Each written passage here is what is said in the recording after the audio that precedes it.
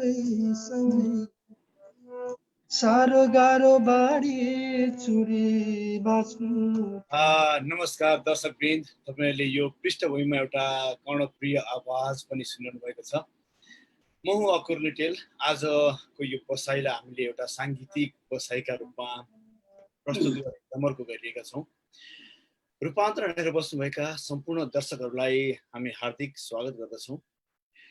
अमेरिकाको न्युयोर्कबाट रूपान्तरण यति बेला लाइभ भइरहेको छु र विशेष गरी नेपालमा आफ्नो कला अनि आफ्नो दक्षतालाई निखारेर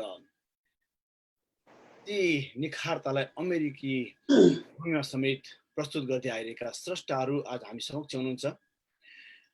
हामी धेरै राजनीतिका कुराहरू गर्छौँ, सामाजिक अभियन्ताका कुराहरू गर्छौँ, सामाजिक सङ्घ संस्थाका कुराहरू गर्छौँ अनि यही समाजका अगुवाहरू जसले समाजलाई अग्रगति दिइरहेका कुरा गर्छौँ। यद्यपि त्योभन्दा पछाडि फर्किएर हेर्यो भने त्यहाँ स्रष्टाहरू पनि छन्, सर्जकहरू छन्, साहित्यकारहरू छन्, धेरै चालकहरू हुनुहुन्छ अनि धेरैभन्दा धेरै व्यापारीहरू हुनुहुन्छ, व्यवसायी हुनुहुन्छ। यी सबै क्षेत्र, यी सबै संयोजनले वास्तवमै हाम्रो समुदाय सुशोभित छ। सर्जकको पनि मन हुन्छ अनि स्रष्टाको पनि भावना हुन्छ। ती भावनाहरू उजागर हुन्छन्, झङ्कृत हुन्छन् अनि हाम्रो मनलाई छुन्छ। आज हामी यही एउटा झन्कारमा, एउटा साङ्गीतिक माहौलमा एउटा मनलाई आनन्दित बनाउने प्रयास गर्दैछौँ। हामीलाई जहाँ जहाँबाट हेर्नु भएको छ तमाम दर्शकहरूलाई पुनः एकपटक रूपान्तरण मिडिया हार्दिक स्वागत गर्दछ। र कार्यक्रममा तपाईँका कुनै प्रश्नहरू छन्, तपाईँका कुनै त्यस्ता सृजनाहरू छन् भने तपाईँले हामीलाई कमेन्टमा लेख्न सक्नुहुनेछ।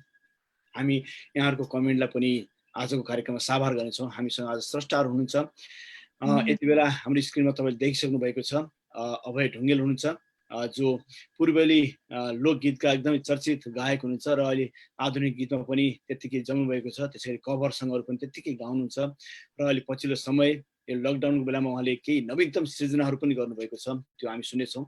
त्यसै गरी हामीसँग अर्का एकजना स्रष्टा हुनुहुन्छ, न्यू जर्सीबाट हुनुहुन्छ सानु शेर्पा। विशेष गरी शेर्पा समुदायको व्यक्ति भन्नाले हामी हिमाल चढ्ने व्यक्तिलाई मान्छौँ, तर पनि सानु शेर्पा विशेष गरी सेलो गीत, त्यसै गरी आधुनिक गीत, त्यसै गरी स्टेजको एउटा माहौल तताउनको लागि प्रखर एउटा कलाकर्मी हुनुहुन्छ र न्युयोर्कमा, न्यू जर्सीमा लगायत अमेरिकाका विभिन्न सहरमा उहाँले आफ्ना कन्सर्टहरू दिइसक्नु भएको छ।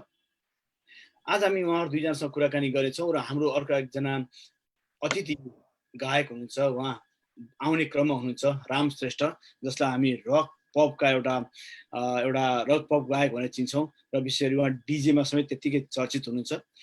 हामी उहाँलाई आउन साथमै इन्ट्रोडक्सन गर्नेछौँ र कार्यक्रममा स्वागत गर्नेछौँ। आउनुहोस् आजको कार्यक्रमलाई सुरुवात गरौँ। हामीसँग हुनुहुन्छ अभय ढुङ्गेल र सानु शेर्पा। यहाँ दुवैजनालाई कार्यक्रममा स्वागत छ। धन्यवाद, नमस्कार। अहिले मैले भने अब एउटा सर्जकको पनि मन हुन्छ, वास्तवमा स्रष्टाहरूको पनि भावना हुन्छ, त्यो भावना बहकिन्छ। हामी समाजमा राजनीतिका, हामी समाजमा अगुवाका, हामी समाजमा यही सामाजिक व्यक्तित्वका कुराहरू सुन्छौँ, यही कार्यकर्ताका कुराहरू सुन्छौँ, तर सर्जकका मन, सर्जकका भावनाहरू मात्र गीतबाट सुनिन्छ अथवा मात्र शब्दबाट व्यक्त गरिन्छ। म अभयजीबाट जान चाहन्छु। अभयजी, जस्तो यो विश्व नै महामारीमा फस्यो, अहिले पनि यहाँ लकडाउन हुन्छ, हामी प्राय लकडाउनमै छौँ, लामो समय घरभित्रै बस्नु पर्यो, एउटा सर्जकको लागि त्यो अवस्था कस्तो हुन्छ? हस्, धन्यवाद अकुरजी। सर्वप्रथम त कार्यक्रम रूपान्तरण हेरेर बस्नुहुने समस्त आदरणीय दर्शक महानुभावहरूमा म लोकगायक अभय ढुङ्गेलको हार्दिक नमस्कार व्यक्त गर्दछु। वास्तवमा यो महामारी यो एउटा सबैलाई अब यो यस्तो महामारीमा बस्नु परेको छ, यस्तो दुःखद घडीमा सबैजना गुज्रिनु भएको छ। यो जस्तो अरूलाई जस्तै परेको छ, हामीलाई पनि त्यस्तै नै हो, त्यस्तै नै व्यथाहरू भोगेको छौँ। र सिर्जनाको कुरा गर्नुभयो यहाँले, जस्तो सिर्जना गर्दा चाहिँ कस्तो भने अलिकति वातावरण राम्रो भइदियो भने मात्रै सिर्जना फुल्ने गर्छ, सिर्जना जन्मिने गर्छ। अब त्यो वातावरण नै राम्रो छैन, रमाइलो छैन, सबैको मन रोइरहेछ, छिमेकीहरूको मृत्यु भइरहेको छ भने यस्तो अवस्थामा सिर्जना पक्कै पनि फुल्दैन। र यो कोभिड-19मा एउटा यस्तो महामारीमा हामीले गुज्रेर सङ्घर्ष गरेर अहिले यो अवस्थासम्म आइरहेको छौँ। र यस्तो अवस्थामा यहाँले हामीलाई एउटा सर्जकहरू कसरी बसिराख्नु भएछ भनेर एउटा खोजिदिनुभयो, चान्स दिनुभयो, त्यसको लागि म अकुरजीलाई हार्दिक धन्यवाद दिन चाहन्छु। Thank you so much Abhayji, यति मिठो एउटा छोटो अभिव्यक्ति दिनुभयो। सानुजी यहाँ न्यु जर्सीमा हुनुहुन्छ, विशेष गरी हामीले अहिले मैले पनि भने शेर्पा समुदाय भन्न साथै हिमाल चढ्ने शेर्पाहरू हिमाल चढ्नलाई चाहिँ अलिकति चर्चित छन् र विशेष गरी त्यो कम्युनिटीका गीतहरू गाएर त्यही कम्युनिटीलाई चर्चित भनिन्छ। तर तपाईँ सम्पूर्ण नेपाली समुदायको एउटा प्रतिनिधित्व गर्दै आधुनिक गीत, त्यसै गरी सेलो, त्यसै गरी अन्य कभर सङ्गहरू त्यतिकै गाउनुहुन्छ, आफ्नो एल्बमहरू पनि निकाल्नु भएको छ। अहिले यो लकडाउनको बेलामा घरमा बस्दाखेरिको अनुभव कस्तो रह्यो? नमस्ते, धन्यवाद सर्वप्रथम त हाम्रो अङ्कुजी र हाम्रो रूपान्तरणको लागि र सम्पूर्ण दर्शकहरूको लागि पनि नमस्कार। अब अलमोस्ट 100 अब कति 3.5 महिना जति भयो होइन। अब यस्तो हाम्रो लकडाउनमा कोभिड-19मा बस्नु परिरहेका छन्। दुःखको कुरा अब कति हाम्रो नेपाली दाजुभाइहरू पनि मृत्यु हुनुभयो, उहाँहरू स्वर्गवास हुनुभयो, दुःखको कुरा हो। अनि अब त्यही अब सबैजना घरमै बसिरहनु भएको छ। तर अब के गर्ने, आफूलाई गीतहरू गर्नलाई पनि अलिकति अप्ठ्यारै छ यस्तो दुःखको बेलामा भनेर अब त्यतिकै अब बसिरहेको छु। अब सकेको मैले अब सकेसम्म हामीले चाहिँ मद्दतहरू पनि हेल्पहरू पनि अलिक गरिरहेको छु यो अवधिमा चाहिँ। हजुर, अब जस्तो कि अब अभयजी, अब एउटा सर्जकको लागि मैले एउटा सोध्नु पर्यो भने, हुन त सृजना भनेको कुन ठाउँमा कसरी चाहिँ सिर्जित हुन्छ त्यो एउटा भन्न सकिँदैन। कतिपयको लागि चाहिँ खोलाको किनार सुनसान एउटा चाहिँ पानी बगिरहेको आवाजले एउटा सृजना फुर्छ भने कतिपयको लागि कोलाहल चाहिन्छ, कतिपयको लागि सुनसान चाहिन्छ, कतिपयको लागि घरभित्रको वातावरण ठिक हुन्छ, कतिपयको लागि पार्क ठिक हुन्छ। यहाँको हिसाबमा चाहिँ जस्तो यो लकडाउनको समय र एउटा सृजनात्मक एउटा कलाकारको लागि यो समय कतिको सुइटेबल थियो? मैले अघि पनि यहाँलाई अनुरोध गरिसकेँ, अभिव्यक्ति दिइसकेँ। किनभने जस्तो अहिलेसम्म 3 महिना भयो हामी यो क्वारेन्टाइनमा छौँ। र यो अवस्थामा सुरुमा त धेरै नै गाह्रो भएको थियो, एउटा वातावरण नै सृजना क्रिएट गर्नै गाह्रो भएको थियो। सबैलाई एक प्रकारको सन्तास छाएको थियो। र वास्तवमा के हुन्छ भने कुनै पनि सर्जकलाई गीतहरू सिर्जना गर्नलाई, कविताहरू कोर्नको लागि, चित्रकारहरूलाई चित्र बनाउनको लागि एक प्रकारको मुड चाहिन्छ। त्यो मुडै आएन भनेदेखि कुनै पनि क्रिएसन हुँदैन। र अब यो अवस्थामा हामी सुरुमा त धेरै गाह्रो भयौँ। र पछि चाहिँ मेरो विषयमा भन्नुपर्दा मेरो केही पुराना कृतिहरू थिए, पुराना गीतहरू थिए। मैले त्यो समयको अभावमा मैले कुनै पनि गीतहरू मैले सङ्कलन गर्न सकेको थिइनँ। र अहिले चाहिँ अलिकति यो मुड फ्रेस भएर अब त्यो घाउलाई बिर्सिएर चाहिँ हामी अलिकति सृजनातिर म चाहिँ लागिरहेको छु। र पुराना गीतहरू सङ्कलन गर्ने, अहिले यो लिरिकल भिडियो बनाउने, त्यस्तै गरेर आफ्नो सृजनाहरू सम्पत्तिहरूलाई चाहिँ जोगाउने काम गरिरहेको छु। त्यो सँगसँगै नयाँ गीत पनि बनाउने काम चाहिँ जारी छ। भने एउटा राम्रै सृजना भएछ त होइन र? सदुपयोग, समयको सदुपयोग भएछ। एकदमै। सानुजी, यो विशेष यो अहिलेको यो लकडाउनमा करिबन कोही 2 महिना, कोही 3 महिना, कोही 1.5 महिना त पक्कै बस्नुभयो। त्योभन्दा कम त नबसेको त रेकर्डै छैन। यो बिचमा यहाँले विशेष गरी के गर्नुभयो? अब खास चाहिँ अब एउटा राम्रो कुरा पनि छ, नराम्रो कुरा छ। अब राम्रो कुरा चाहिँ के छ भन्दाखेरि अब हामी सधैँ अमेरिकामा एकदम व्यस्त भइरहेको हुन्छ होइन, बाबुआमाहरूबाट आफ्नो टाइमै हुँदैन। यो 3 महिनामा एउटा राम्रो कुरा चाहिँ के छ, आफ्नो बच्चाहरूसँगै पनि बसेर आफ्नो टाइम दिनु पाइयो, एकदम ठुलो कुरा त्यो हो। किनभने यस्तो समय चाहिँ कहिले पनि आएको पनि छैन, सायद आउँदैन होला। किनभने अब बच्चाहरू पनि बाहिर जानु पाएन होइन, बाबुआमाहरू पनि बाहिर जानु पाएन। सँगै बसेर एउटा डिनर लन्च सँगै खाने, आफ्नो सुख दुःख कुराहरू सार्नु पाइयो, धेरै कुराहरू होइन। त्यो चाहिँ एउटा एकदमै राम्रो खुसीको कुरा हो। र साथमा अब मैले पनि धेरै कुराहरू अब केही गरौँ भन्ने अब विचारले चाहिँ अब गिटारहरू सिक्ने, म्युजिक भिडियोहरू चाहिँ कसरी गर्ने आफैले नै अब युट्युबमा हेरेर एउटा सिक्ने एउटा मौका चाहिँ पायो र गीतहरू पनि अब एक दुईवटा गीतहरू यसो लेख्न पनि टाइम चाहिँ धेरै पाइयो भन्ने चाहिँ मलाई लाग्छ। अभयजी अब साङ्गीतिक कुराकानी गरौँ। अब तपाईँ अब पूर्वेली गायक पक्कै पनि यहाँ धेरैभन्दा धेरै अघि इन्फर्मली लेख्नु भएको थियो, धेरै साहित्यकारहरूले पनि लेख्नु भएको थियो। अभयजी अब भन्नै पर्दैन, किनकि समाजमा अत्यन्त मिलनसार र सामाजिक कामहरूमा अग्रसर, अनि सामाजिक कामहरूमा चाहिँ अथवा सामाजिक कार्यक्रमहरूमा चाहिँ अभयजी गीत गाइदिनु पर्यो भन्न साथै सर्लक्क गाइदिने मान्छे, नाइ नास्ति नगर्ने मान्छे, सधैँ सरल मान्छे। अहिले अब यो कलेक्सन गर्ने काम यहाँले गर्नुभयो, त्यो एउटा उपलब्धि पनि भयो। हामी विगतमा फर्केर जाउँ, एउटा स्रष्टा आफ्नो एउटा करियर डेभलप गर्दै आफूले त्यही क्षेत्रमा चाहिँ छलाङ मार्दै त्यही क्षेत्रमा चाहिँ आफूलाई अब्बल राख्दै यहाँसम्म आएर प्रवासमा पनि नेपाली कला साहित्य सङ्गीतलाई चाहिँ बढावा दिइरहेको छ।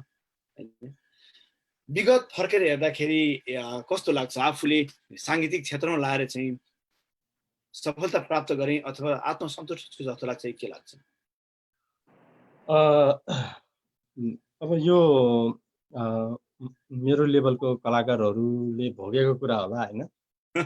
अब वास्तवमा हामीले सङ्गीतलाई पेसा बनाउन सकेनौँ। काठमाडौँ रहँदाखेरि हामी स्ट्रगलमै थियौँ र केही साङ्गीतिक कोसेलीहरूले केही प्रकारको हामीलाई अलिकति सफलता नै हात पार्यौँ भन्नुपर्छ। केही कोसेलीहरू केही सिर्जनाहरूले सफल नै भए र फेरि यस्तो के कुरा भने अब गीत सङ्गीत भन्ने कुरा कसैले अगाडि त्यसको जज कसैले पनि गर्न सक्दैन, यो गीत चाहिँ बेसरी चल्छ भन्ने कुरा। र केही सिर्जनाहरूले राम्रो व्यावसायिक रूपमा राम्रो हात पर्यो र त्यतिमा मात्र सीमित थिएन। अनि अब साङ्गीतिक सहभागी हुनको लागि चाहिँ यहाँ अमेरिका आउने अवसर मिल्यो। त्यसपछि चाहिँ अब सङ्गीतलाई एक प्रकारको एउटा आफ्नो श्रद्धाको रूपमा राखेर चाहिँ अब अरू काम गरिएको छ। र अब सङ्गीतको व्यवसाय भन्दाखेरि अब जब अहिले युट्युबको जमाना भयो, जब अहिले कन्सर्टहरू भएको छ, हाम्रो समयमा त्यति धेरै कन्सर्टहरू हुन्थेन। काठमाडौँमा केन्द्रित हुन्थ्यो। अब जहाँ सदरमुकाम जहाँ गाडीको सुविधा हुन्थ्यो त्यहाँ मात्र केन्द्रित हुन्थ्यो चाहिँ कन्सर्टहरू। र अहिले चाहिँ के छ भने यो व्यापारिक महोत्सवले गर्दाखेरि विभिन्न साङ्गीतिक प्रोग्रामहरू कन्सर्टहरू अहिले जतासुकै पनि भइरहेको छ। त्यसले गर्दा अहिलेको कलाकारहरूलाई चाहिँ व्यावसायिक रूपमा धेरै राम्रो भएको छ, धेरै राम्रो भएको छ भन्नुपर्छ। अब मैले मेरो विचारमा त्यही नै हो। अब तपाईँले एउटा उकाइहाल्नु भयो। अब कति अब मापन गर्ने एउटा संयन्त्र नभए पनि कति गीतहरू चले, कति श्रोता दर्शकहरूले अत्यन्त मन परायो भन्नुभयो। तपाईँकै अब यो शब्दलाई मैले चोरेँ, सबभन्दा तपाईँले आफ्नो करियरको सुरुवाती अवस्थामा आफूले गाएर वाह दर्शकहरूले मन परायो भन्ने गीत कुन थियो? एउटा गाएर सुनाइदिन सक्नुहुन्छ? हस्, धन्यवाद। म यहाँको अनुरोधलाई स्वीकार्दै सबैभन्दा पहिला म एउटा समसामयिक एउटा गीत गाउन अनुरोध चाहन्छु, जो एउटा समय सापेक्षिक छ। अहिले सबैलाई एक प्रकारको घाउ भएको छ, एउटा यो रोगले सबैलाई एक प्रकारको पीडा छाएको छ मनमा। र म के अनुरोध गर्छु भनेदेखि मनलाई स्ट्रङ बनाउनुहोस्। यो संसारभरि नै यो रोग छ होइन, हामीले जुझ्नुपर्छ, हामीले मनलाई बलियो बनाउनुपर्छ भन्न चाहन्छु। र स्वर्गीय सङ्गीत सम्राट स्वर्गीय गोपाल युञ्जन र किरण प्रधानले गाउनुभएको एउटा गीत म यहाँहरूलाई सुनाउन गइरहेको छु। म गाउने ट्राई गर्दैछु।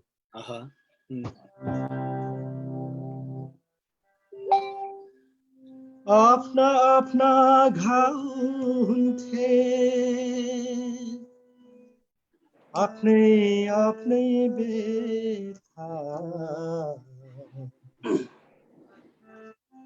आफ्ना आफ्ना घाउ हुन्थे, आफ्नै आफ्नै बेथा। आज यस्तो घाउ लाग्यो,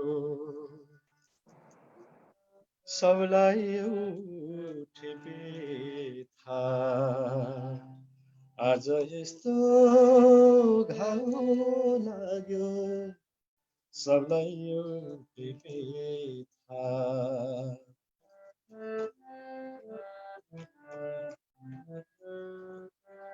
एउटै आँसु रुनु परेछ एउटै हाँसो हाँस्नु परेछ उकालीमा सँगै सँगै ओरालीमा सँगै सँगै साह्रो गाह्रो बारी चुरी बाँच्नु पर्छ आज यस्तो घाउ लाग्यो सबलाई एउटै व्यथा धन्यवाद विशेष गरी पुराना पुस्ताका गीतहरू गाउन अत्यन्त खप्पिस हुनुहुन्छ अभय ढुङ्गेल र हामी उहाँसँग एकछिन पछि आउँछौँ। सानुजी आज के गीत गाउने मुड छ कि छैन? पहिला मुड सोध्नु पर्यो नि, के छ मुड? अब नगाएको चाहिँ धेरै भयो होइन। अब एउटा दुईवटा गीत चाहिँ यसो टुक्का होइन, अब लामो त छैन। हुनुहुन्छ? हजुर, म एउटा गीत चाहिँ आफैले लेखेको गीत हो होइन, मेरो आफ्नो गीत। हजुर, आफ्नै सङ्गीत आफ्नै कम्पोज गीत छ एउटा। ओके, म चाहिँ त्यो तपाईँहरूलाई सुनाउँछु। अब बाजा त छैन आज मसँग। अभयजी हुन्छ नि बाजालाई, के भयो बाजा त अभयजीसँग छ। तपाईँले यो गीत भनिदिनु पर्यो, उहाँले त्यो बजाइहाल्नु छ, त्यसमा प्रब्लमै छ। यो मेरो अलिकति सेन्टिमेन्ट टाइपको गीत छ यो। अब एउटा चाहिँ विदेशमा बस्नेहरूको नेपालीहरूको लागि हो। स्पेसली मैले जब नेपाल छोडेर अमेरिका आएँ यही कथालाई मैले लेखेको गीतहरू हो। मलाई एकदम मनपर्ने गीत। म तपाईँहरूलाई दुई सानो टुक्रा चाहिँ सुनाउँछु। ओके। म हुँ नेपाली नेपालको छोरोमा परदेश गए पनि सक्दिन भुल्नमा। म हुँ नेपाली नेपालको छोरोमा परदेश गए पनि सक्दिन भुल्नमा। जहाँ हुर्के जहाँ जन्मे त्यही मर्न पाऊ आशिष दिनु आमा फर्कन पाऊ। म हुँ नेपाली नेपालको छोरोमा रमझमको दुनियाँमा फल्दो रहेछ धना। रमझमको दुनियाँमा फल्दो रहेछ धना। एकअर्कालाई बिर्सिदियो व्यस्त सहरमा। विदेशको धना पराई भयो माना। सम्झना आउँछ मलाई आफ्नै आँगना। सम्झना आउँछ मलाई आफ्नै आँगना। म हुँ नेपाली नेपालको छोरोमा। आदि मात्रै। धेरै राम्रो गीत गाउनु भयो। अत्यन्त कर्णप्रिय गीत गाउनु भयो। विशेष गरी अहिलेका युवा पुस्ता मात्रै नभएर हाम्रा कालजयी सर्जकहरूको सम्मानमा पनि यहाँले धेरै गीतहरू गाउनु भएको छ। र न्युयोर्कमा त्यसै गरी यो पूर्वी तटीय भेगमा हुने अमेरिकाको पूर्वी तटीय भेगमा हुने अधिकांश कार्यक्रमहरूमा तपाईँहरूको सहभागिता हुने गर्छ। अब अलिकति हामी यही समुदायका कुराकानी गरौँ। यस समुदायमा जस्तो एउटा सर्जक भएर अगाडि बढ्नको लागि कतिको कठिन छ अबैजी? अब के छ भने हाम्रो नेपाली कम्युनिटी पहिलो कुरो त्यति धेरै ठुलो क्राउड रूपमा हाम्रो त्यति जनसङ्ख्या जम्न सकेको छैन। अनि तीमाथि पनि के हुन्छ भनेदेखि हाम्रो कामको बाध्यताले कामको स्केड्युलको बाध्यताले गर्दाखेरि हामीले गर्ने कार्यक्रमको समयमा सबैको छुट्टी हुन सक्दैन। अनि एउटा वास्तवमा अझै पनि कलाकारलाई एउटा कन्सल्ट गरेर चाहिँ मेरो एउटा अनुभवमा मेरो एउटा 10 वर्षको अनुभवमा मैले चाहिँ धेरै गाह्रो देखेँ यहाँ। किनभने अब यहाँलाई पनि अवगत छ, मैले रामकृष्ण दाईको 1 वर्ष अगाडि कार्यक्रम गर्दा पनि मैले अनुभव पाएँ। एउटा सुगम सङ्गीतको एउटा लाइभ ब्यान्डको साथ कार्यक्रम गर्न एउटा रहर थियो र गरे पनि त्यसमा पनि मान्छेको आफ्नो सङ्गीतको चोइस पनि ले गर्दा र त्यो कारणले गर्दा पनि र चाहिँ मेन त हाम्रो सङ्गीतमा अलिकति हाम्रो कम्युनिटीलाई चाहिँ हाम्रो सङ्गीतको बारेमा पनि थोरै अलिकति प्रचार नपुगेको हो कि जस्तो पनि एउटा मैले महसुस गरेँ। अनि अब हाम्रो कुरामा भन्दाखेरि अब अहिलेसम्म हामीले गर्नुको सोसियल वर्क नै हो, किनभने प्रायःसो कार्यक्रमहरू नन प्रफिट अर्गनाइजेसनले काम गरेको हुन्छ र हामीले पाएको अलिअलि उहाँहरूले एउटा दयामायाले दिएको हाम्रो पारिश्रमिक पनि हामीले चाहिँ त्यही संस्थाले नै मैले चाहिँ त्यसरी दिएको छु। र तीमाथि पनि हाम्रो संस्था चाहिँ के हुन्छ भने नेपाली कम्युनिटीमा झन्डै 80-90वटा संस्थाहरू हुनुहुन्छ अनि उहाँहरूको आफ्नै कार्यक्रम हुन्छ। त्यसले गर्दा पनि एउटा कम्युनिटी चाहिँ एउटा चुनिएको हो कि अनि एउटा बृहत कन्सर्ट एउटा बृहत खालको कार्यक्रममा पनि एउटा मास पुगेको छैन जस्तो मैले एउटा महसुस गरेको छु। यस्तो लाग्छ यहाँलाई? हजुर। सानोलाई कस्तो लाग्छ नि हाम्रो यो अहिलेको समुदाय एज ए साहित्य कला सङ्गीत गीत अनि यो वाद्यवादन अनि यहाँ कलाकार ल्याएर चाहिँ तपाईँको कार्यक्रम गर्ने यहाँका सर्जकहरूले मिसिएर गर्ने यो सबै क्रियाकलाप तपाईँले नजिकबाट हेर्दै आउनु भएको छ। यहाँलाई कस्तो लाग्छ अहिलेको यो समुदाय र गीत सङ्गीतको अवस्था? अब अहिले भन्दा नि पहिला चाहिँ तपाईँको एउटा म आएको त अब अलमोस्ट 23 वर्ष भयो। त्यति बेला चाहिँ कस्तो हुन्थ्यो भने अब सानो समुदाय हुन्थ्यो, अब धेरै कम्युनिटी पनि छैन त्यति बेलामा। अनि प्रायः एउटै प्रोग्राम हुन्थ्यो, कलाकारहरू पनि एकदमै कम। त्यति बेला केही एउटा चाहिँ हाम्रो म्युजिसियनहरू हुन्थ्यो, हामीले धेरै कन्सर्टहरू गरेँ, मेरो पनि 2-3चोटि लाइभहरू गरेको थिएँ न्युयोर्कमा।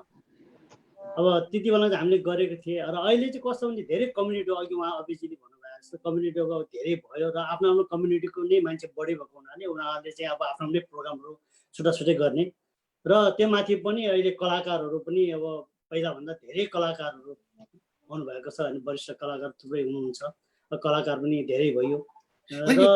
वरिष्ठ र कनिष्ठको मापन चाहिँ कसरी गर्ने के? कुनै त्यस्तो कुनै त्यो श्रेणी अथवा कुनै त्यस्तो योग्यता अथवा कुनै कसी छ र सर?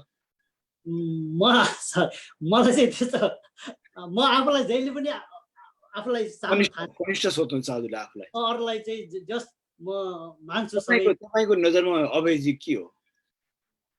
म भन्दा धेरै जान्ने उहाँ। मलाई चाहिँ त्यस्तो लाग्छ किन म चाहिँ कस्तो भने सधैँ यस्तै गरी इन्टरेक्सन यस्तै गरी मजा हुन्छ। अभयजीलाई के लाग्छ सानोजी? म सानो दाइलाई एकदम रेस्पेक्ट गर्छु, किनभने म अकुरजीलाई पनि अनुरोध गर्छु, तपाईँले एउटा उहाँको गतिलो प्रोफाइल छुटाउनु भयो। म काठमाडौँमा 2048 सालमा पढ्दाखेरि उहाँले मलाई भन्नुभएको छ, त्यो मैले यहाँ भन्न छुटाएँ होला। म 9-10 वर्षको थिएँ अनि मलाई ठुला बुवाले रङ्गशालामा फुटबल हेर्न लिएर जानुभएको थियो। त्यो बेला सानो शेर्पा दाई चाहिँ च्याम्पियनसिप नेपालको खतरा खेलाडी। अनि अहिले छुटाएँ, यो मलाई थाहा थियो, मैले माफी चाहन्छु। पाण्डव सुनवारले चाहिँ सानो शेर्पाको नाम चिच्चाइ वाचन गर्दाखेरि एनाउन्स गर्दाखेरि त्यो छाप त्यो बेला सुनेको नाम मैले सानो दाइले यहाँ न्युयोर्कमा भेट्न पाएँ। अनि म फेरि फुटबल प्रेमी एकदमै म होइन, त्योमाथि सानो दाइको एउटा सद्विचार सद्भावना एकदम माई डियर हुनुहुन्छ दाइ। गीत पनि त्यस्तै राम्रो गाउनुहुन्छ अनि म दाइलाई एकदम रेस्पेक्ट गर्छु। अब अलिकति अब जस्तो यही विषयमा गीत सङ्गीत कुराकानी गर्दाखेरि अहिले न्युयोर्कमा सबभन्दा बढी नेपालीहरू बसोबास गरिन्छ भनिन्छ। अब त्यहाँमाथि अब सान्दाले भर भन्नुभयो कि धेरैभन्दा धेरै कलाकारहरू अहिले आउनु भएको छ, नयाँ नयाँ वरिष्ठ कलाकार आउनु भएको छ। अब त्यस्तै म्युजिसियनहरू त्यत्तिकै भेटरान हुन्छ, तपाईँको वाद्यवादकहरू त्यत्तिकै तपाईँको चाहिँ चर्चितहरू आउनु भएको छ। अब धेरैभन्दा धेरै हुनुहुन्छ, अमेरिकामा आउनु भएको छ, विभिन्न राज्यमा हुनुहुन्छ। अहिले यो प्रवासमा जसरी जुन तहबाट गीत सङ्गीत मौलाइरहेको छ अथवा फस्टाइरहेको छ, त्यो के व्यावसायिक छ वा यो चाहिँ हाम्रो चाहिँ कतै व्यवहारिक मात्रै छ, के छ? यो चाहिँ एउटा व्यवहारिक मात्रै भएको छ होइन। अब कम्युनिटीमा अब नेपालबाट आएको कलाकारहरूलाई धेरै ठाउँ पनि पाएको छैन। एकताल कम्पिटिसन पनि भयो र उहाँहरूको अब उता नेपालदेखि नै अब यो कलाकार क्षेत्रमा नि व्यवस्थित गर्ने बानी भएको हुनाले उहाँहरू पनि त्यही अनुसार लाग्ने। तर यहाँ चाहिँ एउटा कम्युनिटी चाहिँ ठुलो, तर अब के भन्ने उहाँहरूको चाहिँ अब कम्युनिटी ठुलो भए पनि अब त्यस्तो मतलब प्रोग्रामहरू हुने त्यो इन्कमबाट आउने चाहिँ ठाउँ नदेखेको हुनाले चाहिँ अब त्यतिकै भइरहेको छ। कलाकारहरू व्यावसायिक हुन सकेको छैन यो अझ पनि। छैन, त्यो चाहिँ धेरै गाह्रो छ यो। यसको जड कारण चाहिँ के होला त अभयजी? अभयजी चाहिँ जाउने छुट्टी उहाँले के बुझ्नु भएको छ? मैले बुझेको चाहिँ के भने हाम्रो एउटा नेपाली समग्र एउटा सिङ्गो नेपाली संस्था भइदिएको भएदेखि हरेक कार्यक्रमहरूलाई एक प्रकारको सपोर्ट हुन्थ्यो, भोल्युम पुग्थ्यो। अनि अब हामीले आफ्नै जिल्लाको, आफ्नै अञ्चलको, आफ्नै एउटा टोलको नामबाट हामीले संस्था खोल्यौँ यहाँ अमेरिकामा। अनि त्यसले गर्दा पनि उहाँहरूको पनि आफ्नो कार्यक्रम हुन्छ। अनि एउटा स्तरीय कार्यक्रम एउटा हुन्छ नि, एउटा नेपालको एउटा खतरा विज्ञ व्यक्तिहरू आउनु भए पनि उहाँहरूलाई त्यो खालको कार्यक्रमको त्यो भोल्युमै पुग्दैन क्या। अनि कार्यक्रम लगानी गरेर कार्यक्रम गर्नेलाई पनि समस्या, मेन समस्या त्यो हो। संस्थाहरू चुनिए, एउटा एकता भएन। अनि एउटै स्ट्रङ हुन्छ नि तपाईँको। अब यहाँको कुरा चाहिँ के भने अभय सरको कुरा चाहिँ हामी एकजुट भएनौँ, एक ढिक्का भएनौँ। हामी विभिन्न बहानामा या विभिन्न आफ्नो चाहिँ एउटा चाहिँ स्वार्थको लागि चाहिँ छुट्टियौँ भन्नु। र त्यो पनि भयो र हामी एउटा आफ्नै एउटा सानो घेरामा रमायौँ क्या। एउटा सानो सर्कलमै हामी रमायौँ। त्योभन्दा माथि ठुलो उसमा जान सक्यौँ। जस्तो अब हामीले भोगेको छ, हामीले देखिरहेको छौँ अहिले। अब बङ्गाली कम्युनिटी भन्ने छ, कति स्ट्रङ छ होइन। अब चाइनिज इयर हुन्छ त्यो भिडियो होइन, हाम्रो नेपाली इयर खोइ त। अब बल्ल तल्ल अब नेपाल परेड डे हुन्छ, त्यसमा पनि चाहिँ वाद विवाद हुन्छ। यति कुराहरू तपाईँले व्यक्तहरू जुङ्गा चलेको कुरा बुझ्यो भने जस्तो धेरैले बुझिसक्नु, हेर्दै बुझिसक्नु भयो। यहाँको कम्युनिटी विभक्त छ, यसमा लुकाउनु पर्ने कुरा केही पनि छैन। तर पनि हामी यही राजनीतिका, यही कम्युनिटीका कुरा नै गर्छौँ बढी। मैले यही नै लेखेको थिएँ। हामी स्रष्टा, सर्जक, साहित्यका कुरालाई अझ पछाडि नै राख्छौँ। यो हाम्रो एउटा नियति नै भन्नुपर्छ। यति कुरा ओकल्नु भयो। यति कुरा ओकल्दै मैले एउटा सोध्न चाहेको कुरा, यो सिनारियो देखेर एउटा कलाकारको मनमा कस्तो भाव उब्जिन्छ? होइन, एकदम त्यो त अब एउटा कार्यक्रममा भनौँ न, अब हामीले प्रस्तुति गर्दाखेरि हामी त धेरै नेपालीहरू भएको चाहन्छौँ। धेरै नेपालीहरू आएर कार्यक्रम हेर्दैदेखि हुन्थ्यो भनेर चाहन्छौँ होइन। त्यो चाहिँ अनुभव नपाइयो कि जस्तो लाग्छ मलाई। अलिकति खिन्नता महसुस हुन्छ। सबै नेपालीहरू एकजुट भएर सबैले कार्यक्रममा सहभागी भइदिएर गीत सङ्गीत त्यहाँ हुने कार्यक्रमहरू सुनिदिएदेखि चाहिँ आफूलाई गौरवको अनुभूति हुन्थ्यो भन्ने लाग्छ। एकदमै सानोजाले कस्तो लाग्छ? अब यहाँ त अब एउटा क्राउडेडमा तपाईँ फुटबल हेरी त क्राउडेड हुन्छ, पोकेन सिटीमा, र तपाईँ एउटा त्यो खालको त्यो एउटा माहौलबाट साङ्गीतिक क्षेत्रलाई पनि अगाल्दै अगाडि बढ्नुभयो मान्छे। कस्तो लाग्छ एउटा कलाकार हुनु? के हुन्छ यसरी चाहिँ कम्युनिटीहरूमा चाहिँ समुदायमा एकजुट नहुँदाखेरि, हरेकले आफ्नो तरिकाले डम्फु बजाउँदाखेरि कस्तो खालको भाव आउँछ? त्यो खास अब कलाकारको अब त्यति भ्यालु पनि मैले न्युयोर्कमा त देखिनँ। किनकि अमेरिकामा अथवा बाहिरतिर भन्नु बाहिर पनि त्यो स्पेसली न्युयोर्क त अब झन् धेरै नेपाली भएको ठाउँ यो होइन। अब बाहिरतिर पनि मैले प्रोग्रामहरू गर्न गएको नै छु। तर त्यहाँ त अब यहाँको जस्तो न्युयोर्क जति त कम्युनिटी ठुलो छैन। र यहाँको चाहिँ त अघि उहाँ अभयजीले भन्नुभएको छ, अब आफ्नो संस्था त्यो गर्ने, आफ्नो जातित्वको कलाकारलाई मात्रै त्यो गर्ने बढी जस्तो त्यो भयो।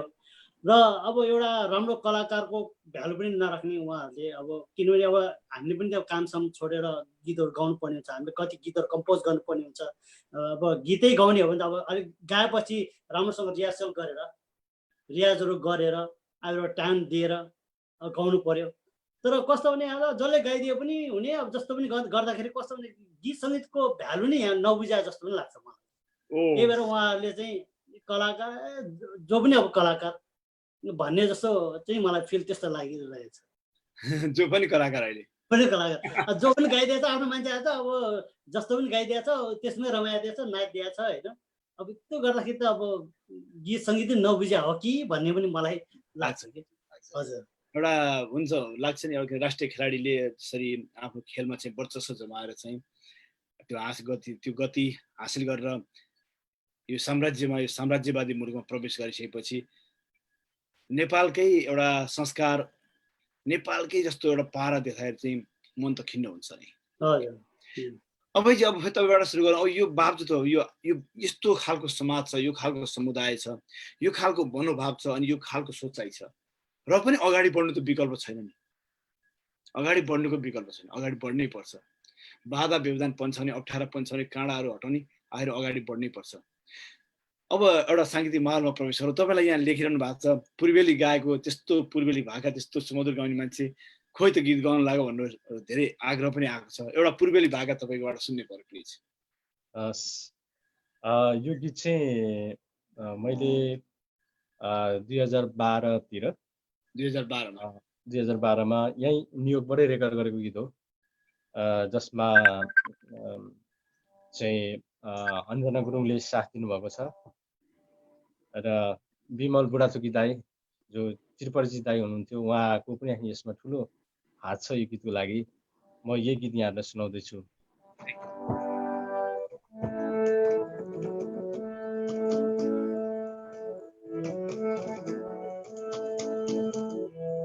आकाशैमा चिल होइन बादल, आकाशैमा चिल होइन बादल, धिन्ताङ धिन्ताङ बज्यो मादलो, आउन सुटुके बसौँ कि छेउमा, आउन सुटुकै दिल बसेको छ छैन कोहीसित भन्नु खुसुकै, दिल बसेको छ छैन कोहीसित भन्नु खुसुकै।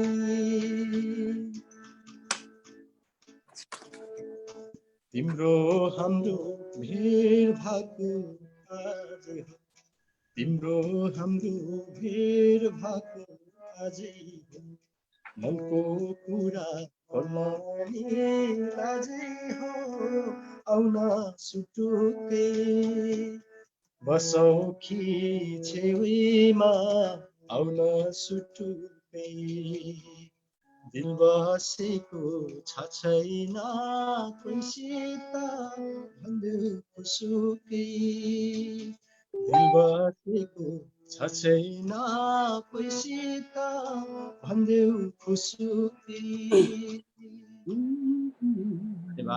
साह्रै मिठो गाउनु भयो। अगाडि अब हार्मोनियम भइसकेपछि अभय ढुङ्गेल र हार्मोनियम परिपूरक नै हुने भइहाल्यो। जति पनि फुरिरहेछ एउटा एकदम कोसिस गर्दैछु है हजुर, कोसिस गर्दैछु। म चाहिँ अझै सिकिरहेको छु, अब मैले गर्नु धेरै बाँकी छ सङ्गीतमा। अब जी मैले एउटा कुरा सोध्न चाहेँ, जस्तो कि पूर्वेली भाकामा तपाईँ असाध्यै प्रखर गायक मानिनुहुन्छ। अब पछिल्लो समय जसरी समयहरू व्यतीत हुने क्रम बढ्दै गयो, यति बेला चाहिँ त्यति बेला अहिलेको अवस्थामा चाहिँ पूर्वेली भाका के लोप हुँदै गएको अथवा मेटिँदै गएको हो, के हो?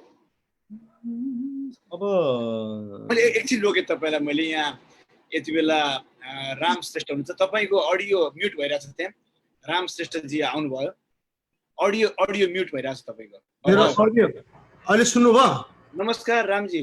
नमस्ते, सरी फर ट्रबल है, मेरोबाट ढिला भयो सर। तपाईँलाई पनि म सरी भन्न चाहन्छु, र जति पनि अहिले लाइभ हेरिराख्नु भएका र पछि जति पनि भविष्यमा हेर्ने हाम्रा दर्शकहरूलाई म सरी भन्न चाहन्छु। म ट्राफिकमा फसेँ है, अलिकति तपाईँको टाउको काटिरहेछ, अलिकति हो त्यसरी बस्नु होला। Thank you so much. अलिकति ढिला आउनुभयो, यसको लागि हामी दर्शक वृन्दहरू समक्ष क्षमा प्रार्थी पनि छौँ। मैले अवैधलाई एकैछिन रोकेर म रामजीबाट जान चाहन्छु।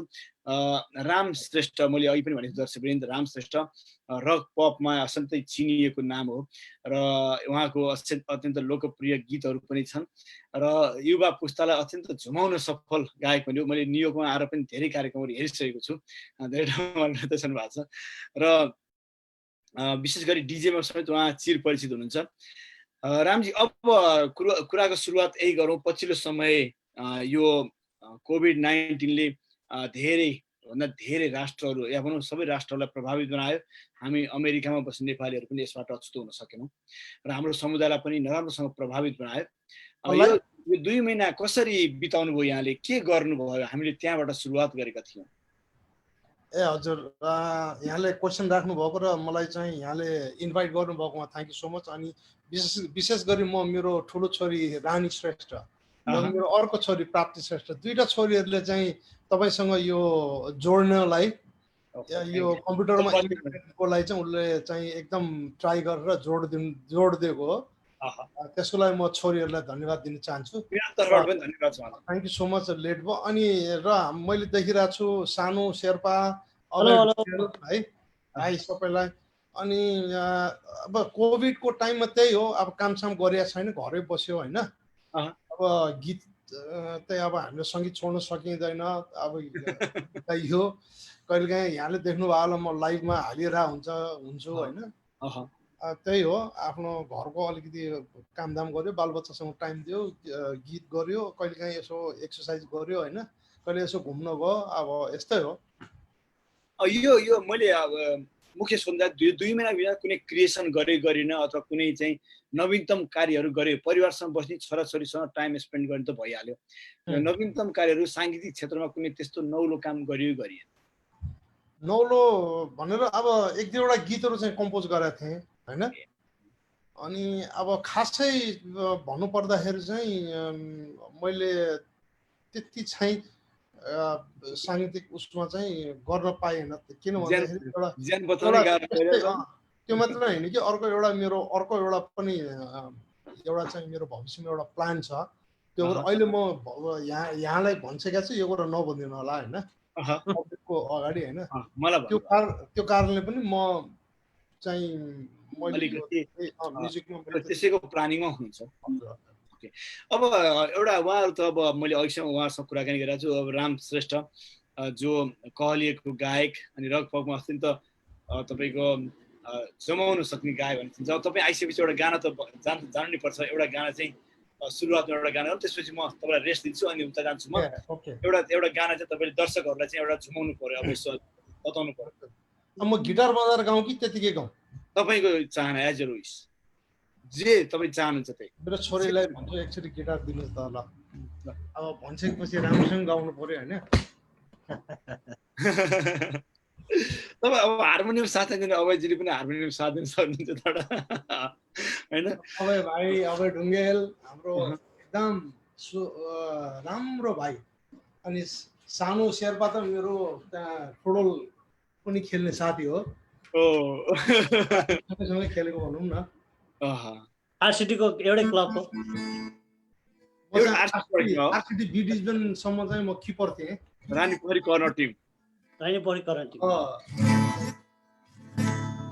मेरो छोरी हाई भन्नु त सबैलाई, आऊ त please say hi to everyone. ल मेरो यो ठुलो छोरी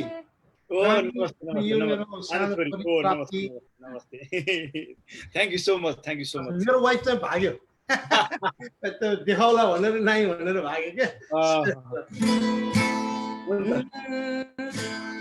झिलिमिली झिलिमिली न्युयोर्क, झिलिमिली झिलिमिली न्युयोर्क,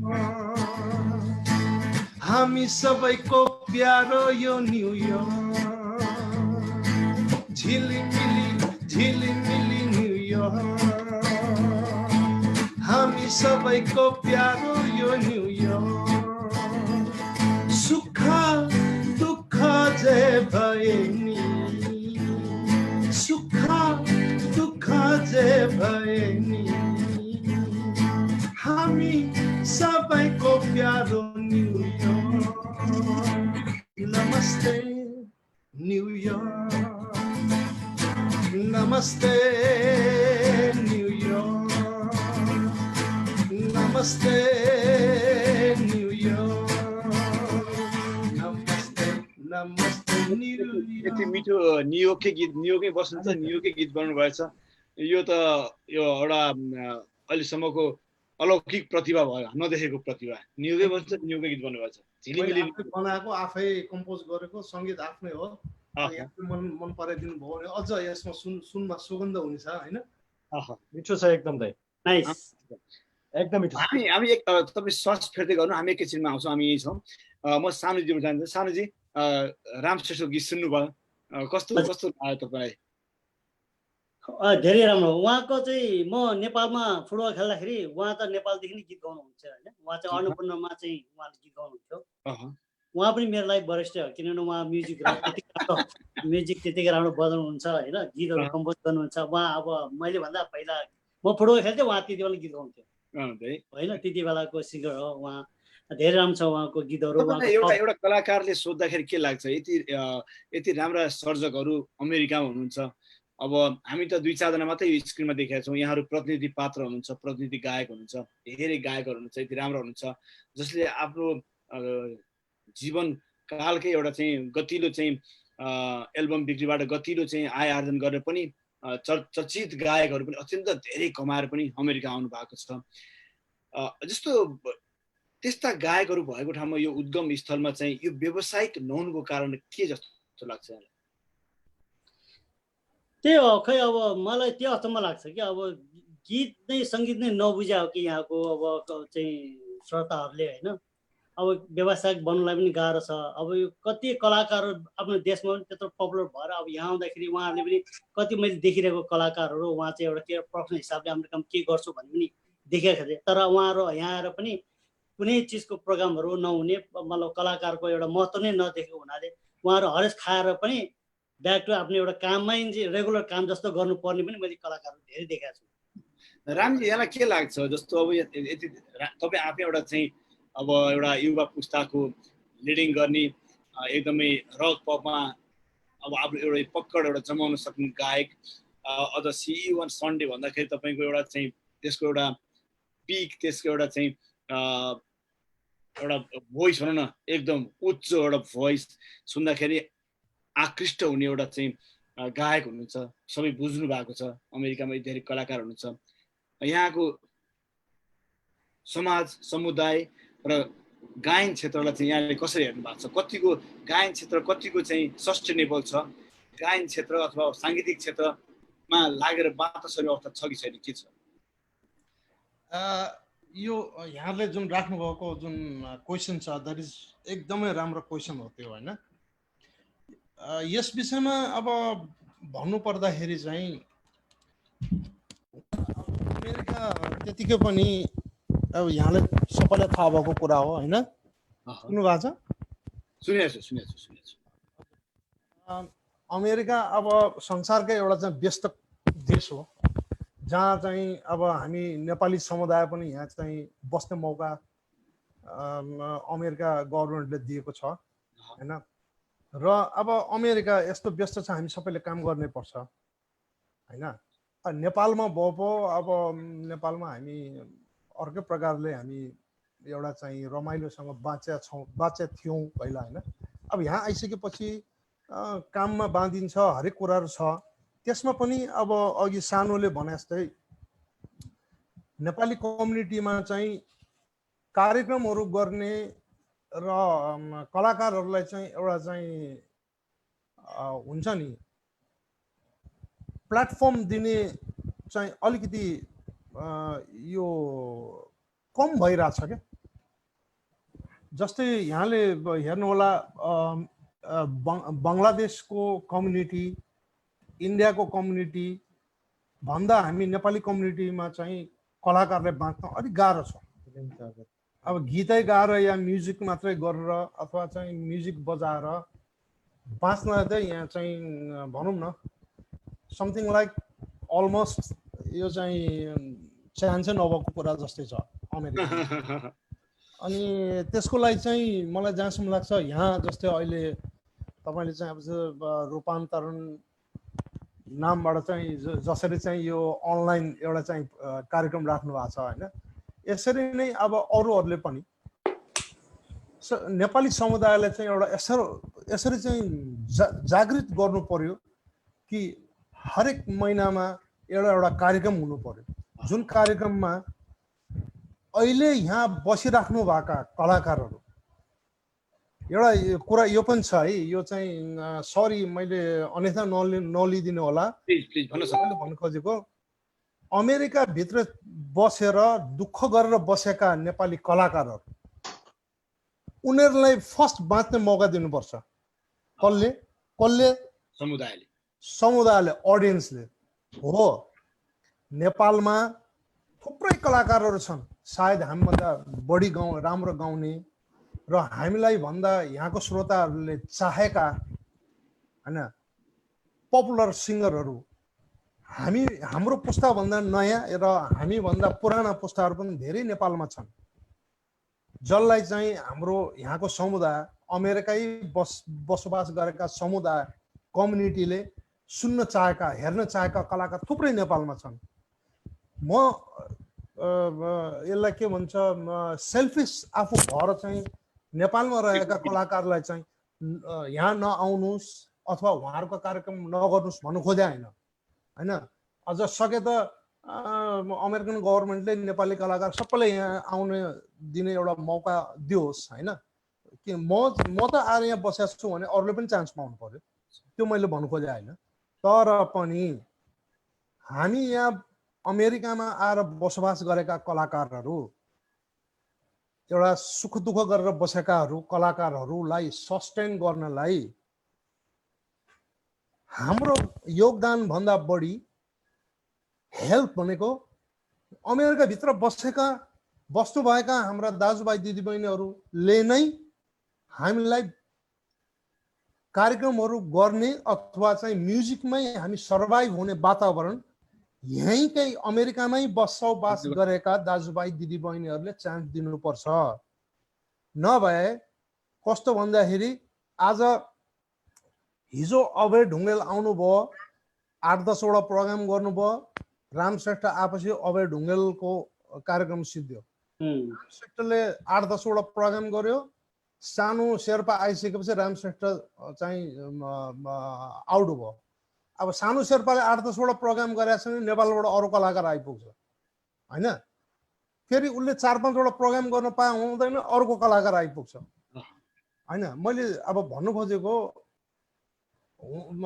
बजारमा हामीले पनि अब कुनै सामान किन्न जाँदाखेरि हामीले पनि रोजी आफूलाई मनपर्ने कुरा किन्ने हो हैन, त्यो त एकदम 100% सबैको राइट हो त्यो हैन।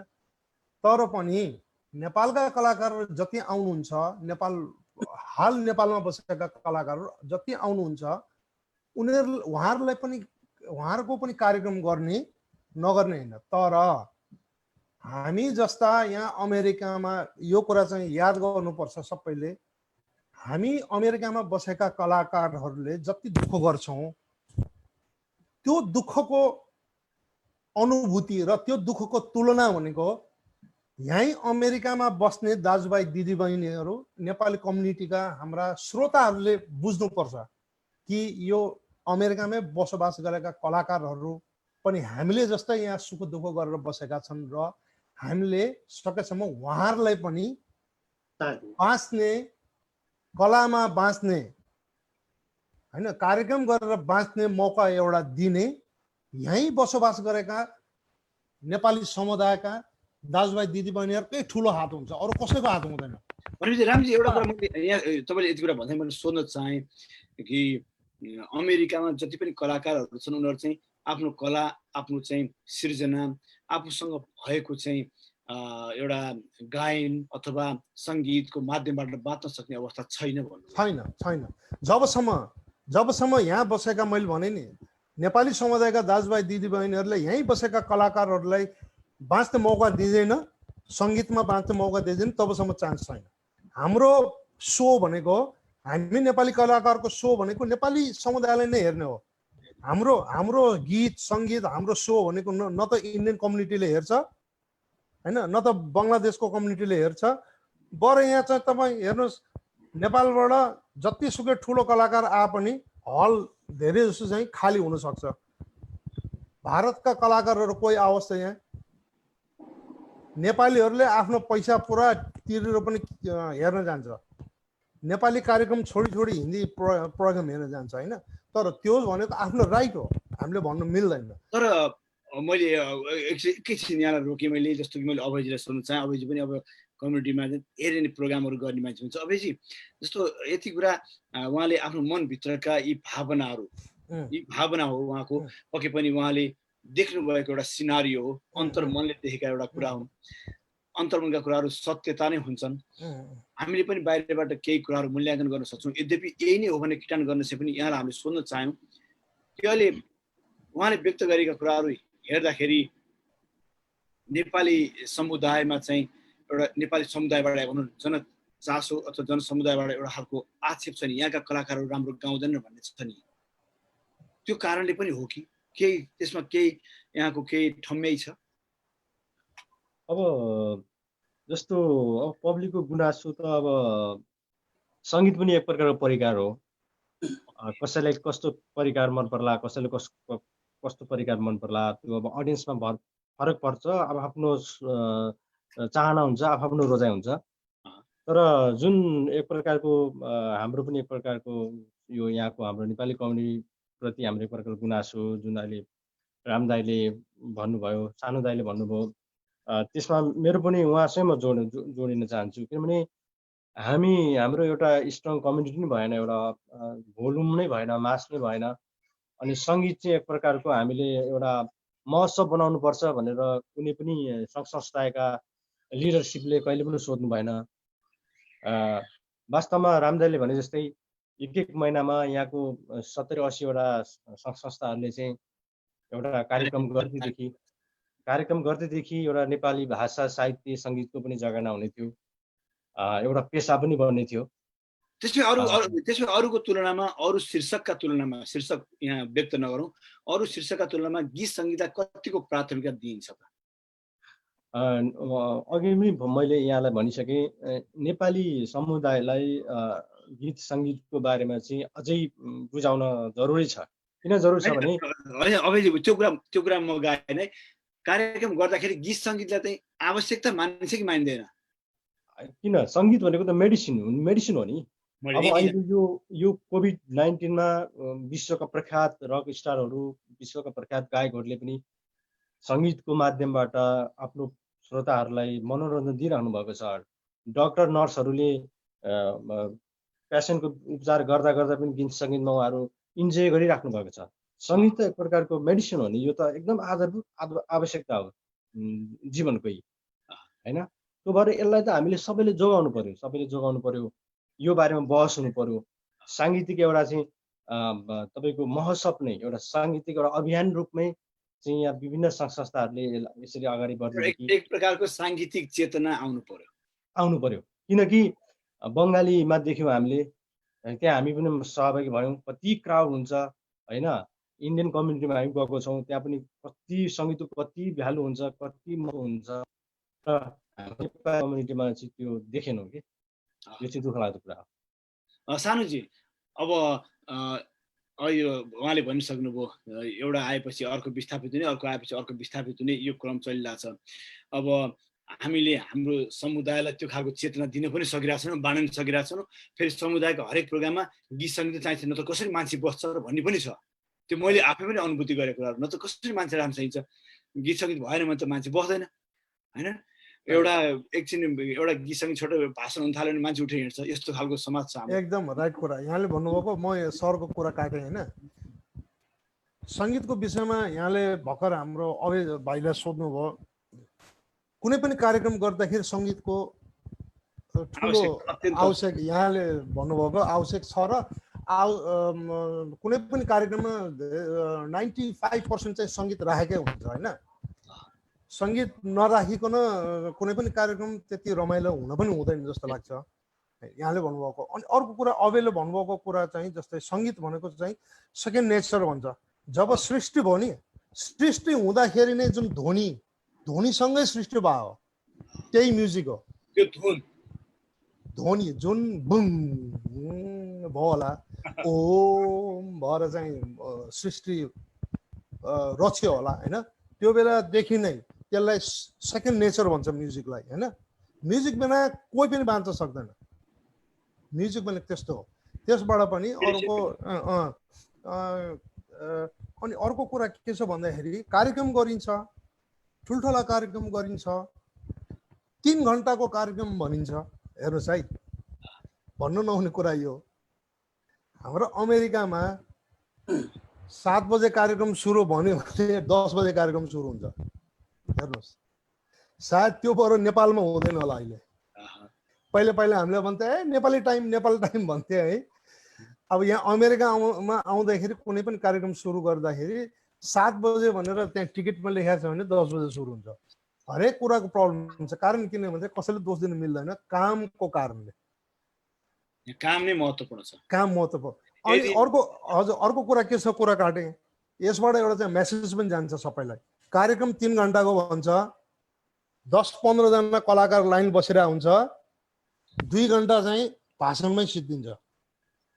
हेर्नुहोस् है, त्यहाँ बोल्छु भनेर बस्ने हाम्रा मतलब दाजुभाइ दिदीबहिनीहरू लाइन बस्या हुन्छ, तर उहाँहरूले यो सोध्दैन कि मैले कति मिनट बोल्ने हो र कलाकार कति छन्, यो हामीले कसरी सिद्ध्याउनु पर्छ भन्ने कुरा त्यसमा चाहिँ ध्यान दिँदैनन्। बोलाइ गरिदिनुहुन्छ। कतिपय कलाकारले गाउनै नपाइकन कार्यक्रम सिद्धिन्छ।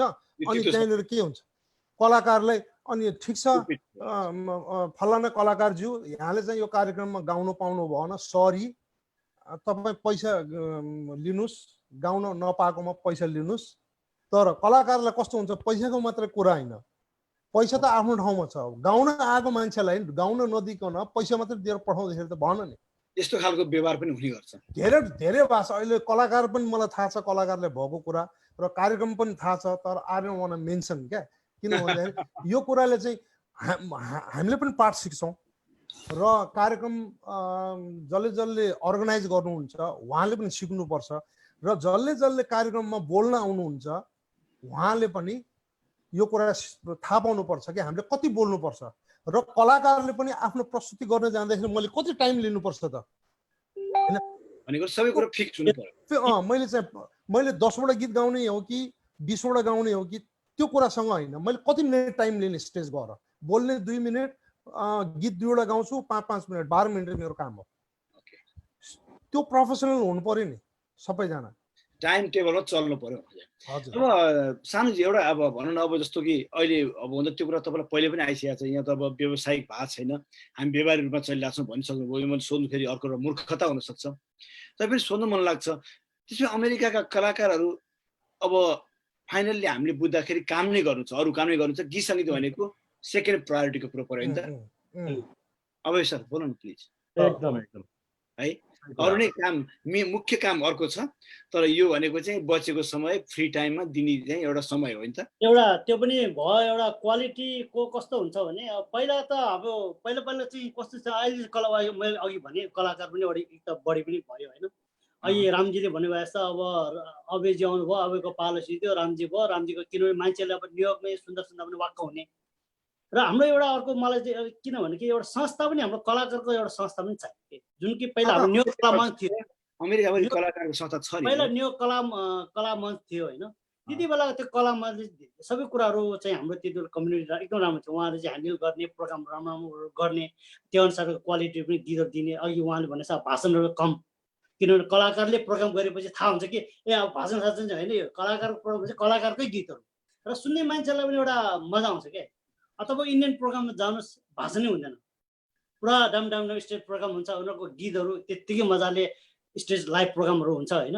र त्यो अनुसारको अहिले पछि कलाकार पनि बढी जस्तो हाम्रो जुन एउटा कला अहिले मञ्चको छ, अब माइन्ड नगर्नु होइन, धेरै कुराहरू उहाँहरू भित्र राजनीति भयो। अब अहिले त यो न्युयोर्क कलामा त कता हरायो, कलाकार पनि हरायो। राजनीति चाहिँ हरेक क्षेत्रमा भइहाल्ने है। हजुर, अब हुन्छ, तर कस्तो अलिअलि त हुन्छ, तर कस्तो बढी नै हुने के। तपाईँको पहिला पनि थियो, हामी जब कि 20 वर्ष अगाडि त न्युयोर्क कलामा त एकदम राम्रो प्रोग्राम एभ्री इयर चलाएको थिएँ।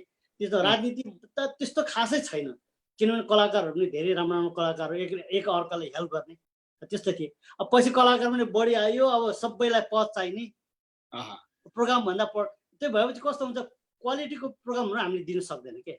जब कलाकारले क्वालिटीको प्रोग्राम दिन सकेन भने दर्शकलाई त के थाहा हुने होइन।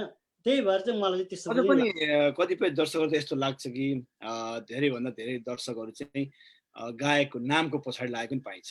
त्यो खालको सुन्नलाई पनि सुन्न सकिन्छ। हजुर। अब हामी कार्यक्रमको एकदम अन्तमा आइपुगेका छौँ। रामजी अलि ढिला आउनुभयो, यस कारणले पनि उहाँको लागि थोरै समय भयो। म रामजीलाई यहाँतर्फै जान चाहन्छु। जस्तो अब हामी नेपाली गीत सङ्गीतलाई विश्वव्यापीकरण गर्ने भन्छौँ, अन्तर्राष्ट्रियकरण गर्ने भन्छौँ, हामी नेपाली गीत सङ्गीतलाई विश्व बजारमा पुर्याउँछौँ भन्छौँ। सरकारले त्यो पहल गर्छ, सरकारले भन्छ कलाकारहरूको गहना हुन्, हामी सम्मान गर्छौँ भन्छ सरकारले। अब त्यो अनुसार विभिन्न अब प्रज्ञा भवनमा विभिन्न तपाईँका एकाडेमीहरू पनि सञ्चालनमा आएका छन्। फिल्म तपाईँको स्टुडियोहरूदेखि लिएर हरेक कुराहरू अहिले नेपालमा बनेका छन्। अब त्यो खालको निकायहरू पनि गठन भएका छन्। अन्तर्राष्ट्रिय स्तरमा लैजाने भने जसरी चाहिँ नेपाली गीत सङ्गीतलाई प्रवर्धन गर्ने भनेर भनिन्छ, यहाँको बुझाइमा थोरै एकदम सर्टकटमा बुझ्न चाहेको मैले, त्यस्तो खालको पहल अमेरिकामा बसेर यहाँले त्यो खालको पहल भएको देख्नु चाहिँ देख्नुहुन्न?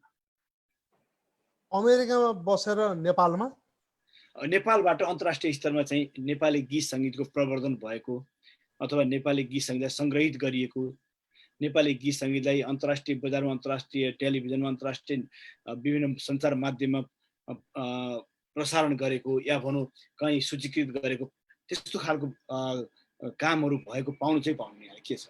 मैले त्यति साह्रो त पाएको छैन, यो चिजलाई मैले देखेको छैन। यदि गर्नुभयो र गर्न सक्यो भने धेरै राम्रो हुनेछ। हामीलाई त नेपालमा अब बस्ने एउटा चाहिँ भनौँ हामी नेपालमा नबसिकन अब चाहिँ अमेरिका आयौँ, त्यो आउनुमा सोख मात्र होइन, सबै कलाकारको सोख मात्र होइन, एउटा बाध्यता पनि छ त्यहाँ होइन। कति कलाकारहरू अमेरिका आउनुपर्ने कारण किन भन्दाखेरि नेपालमा बसेर सङ्गीत क्षेत्रमा या व्यावसायिक क्षेत्रमा दुइटै चिजमा सफल नहुने खालको छाँटकाँट देखेपछि अमेरिका आउँछन् विकल्प लाग्छ है। तर यहाँ बसेर त्यो यहाँले जुन भन्नुभयो नेपालमा नेपाली कला क्षेत्रलाई नेसनल इन्टरनेसनल वाइज त्यसलाई चाहिँ विकास गर्नु भनेको कुरा चाहिँ मैले देखेको छैन। गर्न खोज्नु भयो होला, गर्नलाई कोसिस गर्दै हुनुहुन्थ्यो होला, तर होला यो कोभिड जुन अहिले जुन कोभिड-19 जो भयो त्यो पछि गर्न नसके पनि होला। तर सरकारी क्षेत्रबाट र अरू क्षेत्रबाट पनि त्यति साह्रो विकास र त्यति साह्रो पुस भएको जस्तो लाग्दैन मलाई। म नाम लिन चाहदिनँ, नेपालमा यस्ता यस्ता कलाकारहरू हुनुहुन्छन् होइन, यस्ता यस्ता कलाकारहरू हुनुहुन्छन्। यदि त्यो कलाकारहरू अरू देशमा जन्मेर अरू देशको लागि त्यसरी हिट भएका कलाकार भइदिए भए जिन्दगीभर केही गर्नु पर्दैन थियो होला। कुन चाहिँ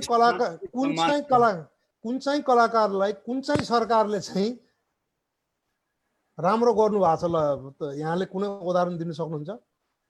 नारायण गोपाल दाई बित्नुभयो, नारायण गोपाल दाई बित्दाखेरि त्यो बेलाको सरकारले ल नारायण गोपाल हाम्रो चाहिँ स्वर सम्राट नारायण गोपालज्यूको चाहिँ उहाँ बित्नुभयो, सारा नेपालीहरू चाहिँ आएर चाहिँ उहाँको चाहिँ अन्त्येष्टि गर्नु पर्यो भनेर बोलाएर आएको होइन नि जनता हो। जनता त हृदय खोलेर आएको, मुटु समाएर आएको नारायण गोपाल दाईको लागि होइन।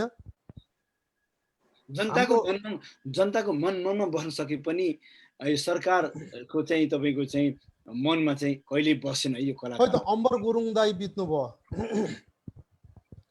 म अम्बर हुँ तिमी धरती, हाम्रो राष्ट्रिय गानसम्म नेपालको राष्ट्रिय गानसम्म उहाँले कम्पोज गर्नुभयो। नेपालको एउटा चाहिँ 24 क्यारेट गोल्ड स्वर्ण हो उहाँ। उहाँको लागि सरकारले के गर्नु भएको छ भनेपछि यो विगतदेखिका फेरिस्तहरूलाई हेर्दै आउने हो भने पनि अर्को एउटा कुरा पनि म गर्न चाहन्छु, सरी कुरा काटेँ। नेपालको एउटा वरिष्ठ गायक छ होइन, म नाम लिन चाहदिनँ, वान अफ द बेस्ट कलाकार, बेस्ट सिङ्गर। उहाँलाई चाहिँ आर्थिक अवस्थाले कस्तो कस्तो प्रब्लम पर्यो म नाम लिन चाहदिनँ। यस्तो यस्तो ब्याङ्क स्याङ्क यताउता उहाँको चाहिँ धितो सितो के आई डोन्ट नो होइन, टु मच भयो उहाँलाई। यदि त्यो कलाकार पोलिटिसियन भइदिएको भए उहाँलाई कति ठाउँबाट हेल्प हुन्थ्यो होला। उहाँलाई नेपाल सरकारको तर्फबाट एक पेनी पनि, एक रुपियाँ पनि हेल्प भएको छैन। जबकि उहाँलाई यति प्रब्लम छ, उहाँ भाइलाई होइन यति प्रब्लम छ, त्यो मलाई थाहा छ, संसारलाई थाहा छ, नेपालीलाई कहीँबाट हेल्प भएको छ? जसले पर्यो पीडामा रहेका पीडामै छन्, जसले चाहिँ एउटा चाहिँ आफ्नो एउटा पब्लिसिटी स्टन्टबाट जसरी अगाडि बढेको छ उनीहरू अगाडि बढेका छन्। र समग्रमा हेर्दाखेरि कलाकारको आय स्रोत भनेको अहिले आफैले जसरी आर्जन गर्न सक्यो, जसरी स्टेजलाई तताउन सक्यो, जसरी विदेशी स्टेजहरूमा चाहिँ आफ्नो प्रभाव जमाउन सक्यो, त्यही नै हो कमाइ। हो, त्यही नै हो। थ्याङ्क यू सो मच तपाईँहरूले सहभागिता जनाइदिनु। अब मैले रामजीलाई अब कमसेकम एउटा अब हामी जमघट भइसक्यो, तपाईँको एकदम चर्चित गीत पक्कै पनि दर्शकहरूले सुन्न चाहनु भएको छ। एउटा तपाईँको त्यो एकदम रक एउटा चाहिँ आवाजबाट हामी बिट मार्न चाहन्छौँ। अभयजी पनि एउटा गाउनुहुन्छ र सानोजीले एउटा सानो टुक्का गाउनुहुन्छ। अब जे जति कुराकानी गऱ्यौँ हामीले, यो कुराकानी एकदम छोटो हो, यद्यपि यसले एउटा के चाहिँ सिम्बोल, एउटा चाहिँ के चाहिँ प्रतीकात्मक उत्तर दियो भने अब अझ पनि कलाकारहरूभित्र पीडा छ, कलाकारहरूको भाषा बोलिदिनेहरू कम छन् र कलाकारभित्र जुन प्रतिभा छ त्यो प्रतिभा प्रेरणा र सम्मान नभएर मर्दै गरेको अवस्था छ। अहिलेको यो अवस्थामा चाहिँ सबभन्दा ठुलो प्रेरणा अथवा सबभन्दा ठुलो साहस चाहिएको छ भने त्यो कलाकार चाहिएको छ। हामीले त्यो बुझ्यौँ। पक्कै पनि यहाँहरूप्रति अत्यन्त सम्मान छ। राम्रो एउटा गीत प्लिज। के गीत गाउँ? See you Sunday. अब तपाईँको यो बिटमा एकदम रकिङ टाइपको। रकिङ टाइपको। ल गिटार बजाउ के त्यति जस्तो तपाईँ जस्तो शैला थियो। ल अबलाई के भन्नुभयो? मजाले बजाउनुहोस्। मजाले बजाउनुहोस्, किनकि एउटा साङ्गीतिक एउटा माहौल मैले लास्टमा एउटा चाहिँ क्रिएट गर्न खोजेको। यहाँहरूको यो अभिव्यक्ति सुनियो, कमसेकम आफ्नो अभिव्यक्तिले पनि नेपाली कलाकारितामा अगाडि बढ्दै गएका कलाकारहरू, काम गरिरहेका कलाकारहरूलाई चाहिँ भोलिका दिनमा समुदायले हेर्ने दृष्टिकोणमा परिवर्तन आओस् भन्ने हाम्रो चाहना पनि हो। सी यू सन्डे गाउँ त प्लिज। एउटा अब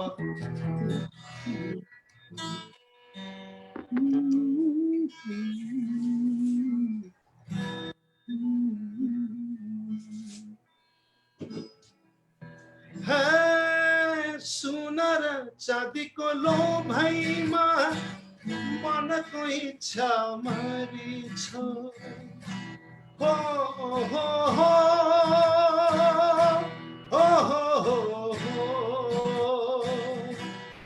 हो सुनर चाँदीको लोभैमा मनको इच्छा मरिछ।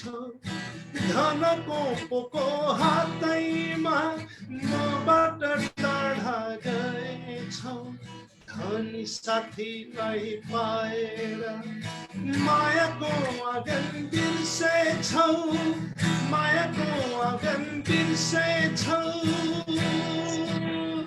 मायाको आँगन बिर्सेछौ।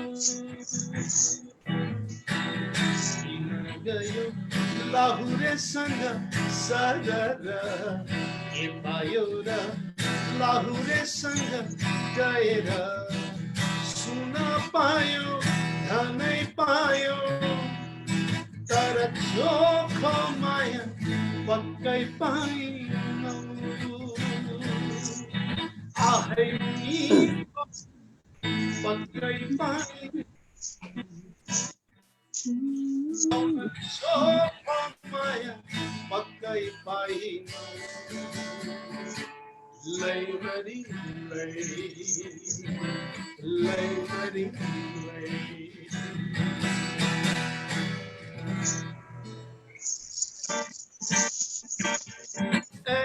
सालु गाजर कहिले भेट्छौ भन।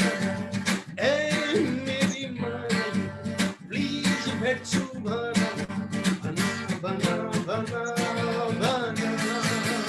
See you on Sunday. See you on Sunday.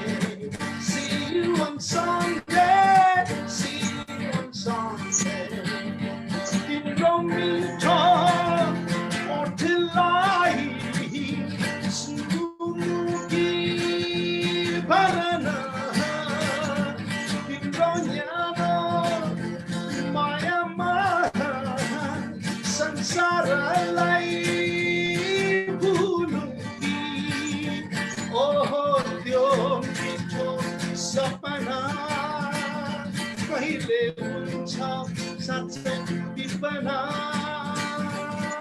भन भन भन भन See you on Sunday, see you on Sunday, see you on Sunday, see you on Sunday, see you on Sunday. यो त भन है See you on Sunday. यो गीत जति सुने पनि सुनो लाग्ने गीत किनकि यसले एउटा यस्तो हुन्छ यसले किन भन्नु न यसले संगीत बुझ्ने मान्छेहरूको लागि चाहिँ भिन्दै खालको एउटा ऊर्जा दिन्छ अनि यसले एउटा उत्साह पनि जगाउँछ सी यू अन सन्डे नामै Sunday thank you so much Ramji Abhayji अब अन्तमा एउटा गाना तपाईँले एउटा अब तपाईँ धेरै कभरसँग गाउनुहुन्छ तपाईँ धेरै स्रष्टाहरूको आवाज गाउनुहुन्छ तपाईँ भक्तराजदेखि नारायण गोपालले सारा गायकहरूको आवाजमा गाउनुहुन्छ उहाँहरूको गीत पनि गाउनुहुन्छ आफ्ना गीतहरू त्यतिकै लोकप्रिय पनि छन् आज कुन चाहिँ गीतबाट चाहिँ बिट मार्न चाहनुहुन्छ मैले यहाँ न्युयोर्कमै रेकर्ड गरेको 4 वर्ष अगाडि रेकर्ड गरेको गीत सुनाउँदैछु यो चाहिँ आफ्नो देशमा छोडेको प्रेमिका प्रति समर्पित गीत छ यो रोमान्टिक गीत हो सायद यो पीडा सबैलाई पनि हुन सक्छ आफ्नो प्रेमिकालाई सम्झेको गीत चाहिँ म यहाँ सुनाउँदैछु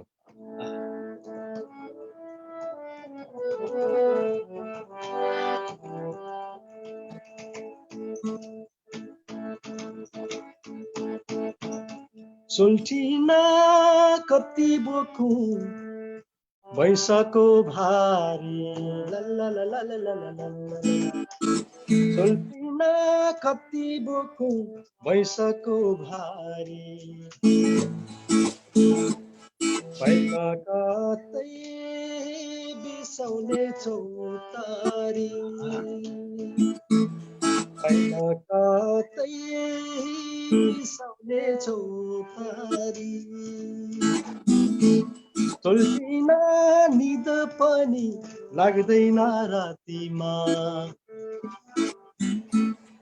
श्वास दुख्छ यो छातीमा श्वास दुख्छ यो छातीमा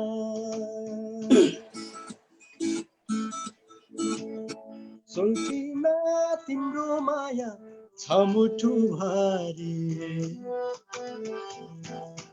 जन गए नि मेटिन के गरी जन गए नि मेटिन के गरी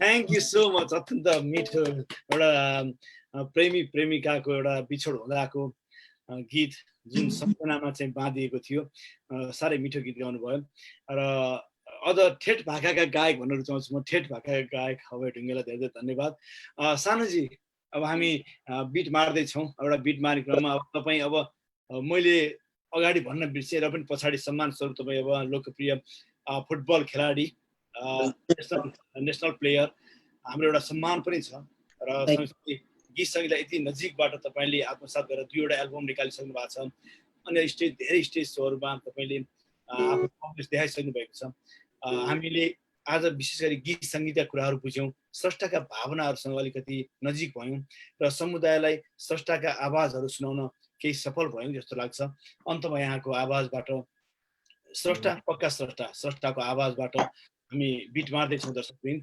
सानो शेर्पाको आवाजमा रहेको यो गीत पछि हामी यहाँहरूसँग बिदा माग्छौँ प्लिज मेरो पहिलो 30 वर्ष अगाडि रेडियो नेपालमा एउटा गीत गाएको थिएँ फर्स्ट मेरो गीत हो यो आज म सेलो गीतमा तपाईँहरूलाई एउटा छोटो मिठो सुनाउँछु म चाहिँ गिटार त्यति राम्रो बजाउँदिनँ तर म ट्राई गर्छु रामदाली बजाएपछि यहाँ पनि तात्नुभयो नि त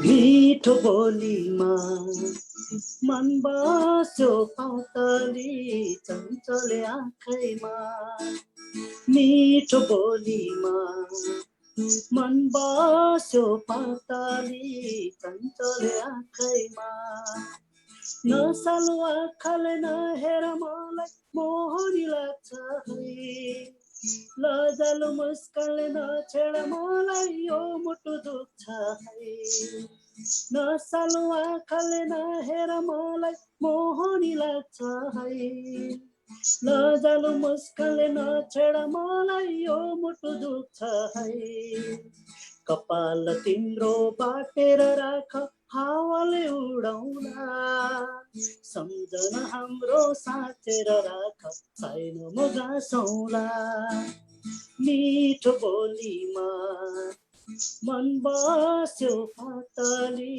चञ्चले आँखैमा सिमसिमे पानी परेछ आज बदलियो मौसममा तिम्रो र मेरो भेट भयो आज सन्जको बेलैमा मिठो बोलीमा मन बस्यो पातली चञ्चले आँखैमा मन बस्यो पातली चञ्चले आँखैमा थ्याङ्क यू धन्यवाद धेरै धेरै धन्यवाद साह्रै मिठो गीत गाइदिनु भयो सानु शेर्पाजी है अब कलाकारिता मात्रै नभएर तपाईँसँग धेरै एउटा नाम एउटा सानु शेर्पा तर परिचय अनेक छ यहाँलाई हाम्रो सम्मान छ र राम श्रेष्ठ अब एकदम लोकप्रिय सर्जक त्यसै गरी स्रष्टा अनि सर्जक अभय ढुङ्गेल अनि त्यसै गरी सानु शेर्पासँग आज हामीले कुराकानी गऱ्यौँ यहाँहरू तिनैजनालाई म एकदम नतमस्तक भएर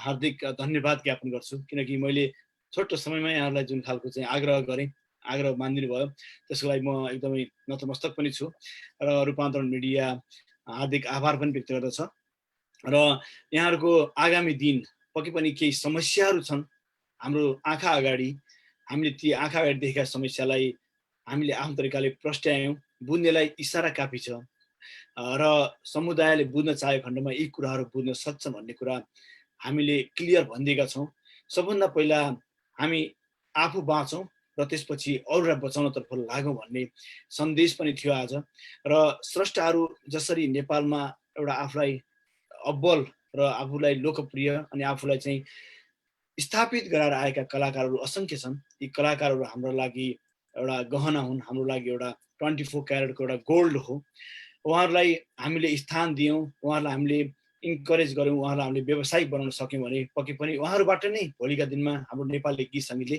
अन्तर्राष्ट्रियकरण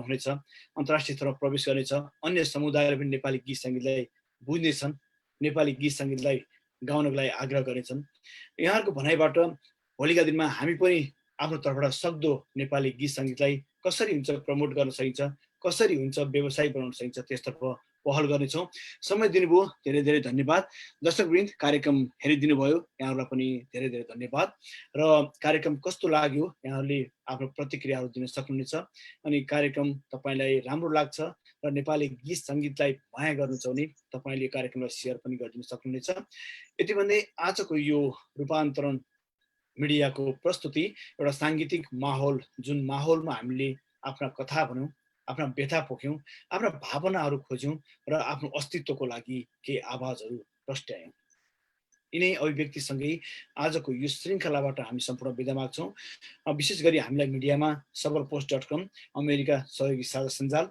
नेपालीका लागि नेपाली र हामी नेपाली ग्लोबल यी सञ्चार माध्यमलाई पनि हामी हार्दिक धन्यवाद ज्ञापन गर्दछौँ र तिनैजना स्रष्टाहरू राम श्रेष्ठ अभय ढुङ्गेल र सानु शेर्पालाई पुनः एकपटक धन्यवाद ज्ञापन गर्दै आजको यो श्रृङ्खला यहीँ टुङ्ग्याउँछौँ हवस् त बिदा माग्छौँ नमस्ते थ्याङ्क यू नमस्ते